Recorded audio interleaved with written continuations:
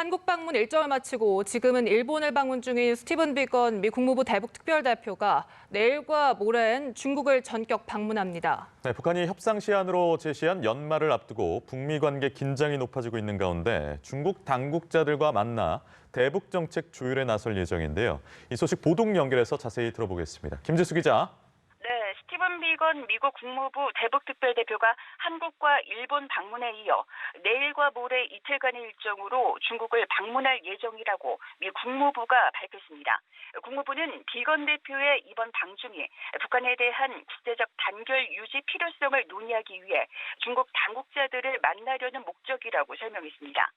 비건 대표의 방중은 한국 방문 기간 북한의 회동을 제안했던 만큼 중국에 머물면서 북한 측의 답변을 기다리기 위한 시간을 벌기 위한 것으로도 보입니다. 비건 대표의 이번 아시아 방문은 당초 공개된 바로는 한국과 일본을 찾는 일정이었습니다. 갑자기 방중길에 나서게 된 것은 우선은 중국과 러시아가 글로벌 대북 공조에서 이탈하는 것을 막기 위한 것으로 분석됩니다.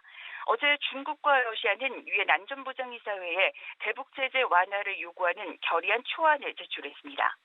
미국은 현 단계에서 북한에 대한 제재를 완화하는 것은 오히려 북한에 잘못된 신호를 보낼 수 있다며 부정적인 입장인데요.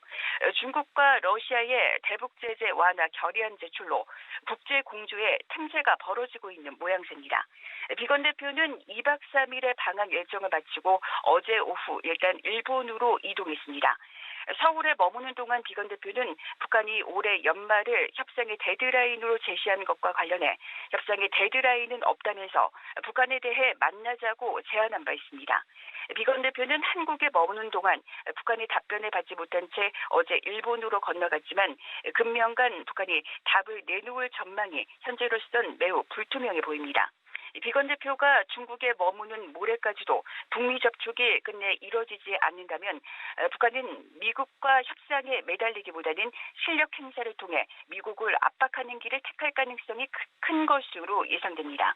특히 북한이 연말 시한을 앞두고 미국의 경고에도 불구하고 성탄절 ICBM 발사 도발 등을 택할 경우 한반도 정세는 긴장이 더욱 고조될 것으로 우려되고 있습니다.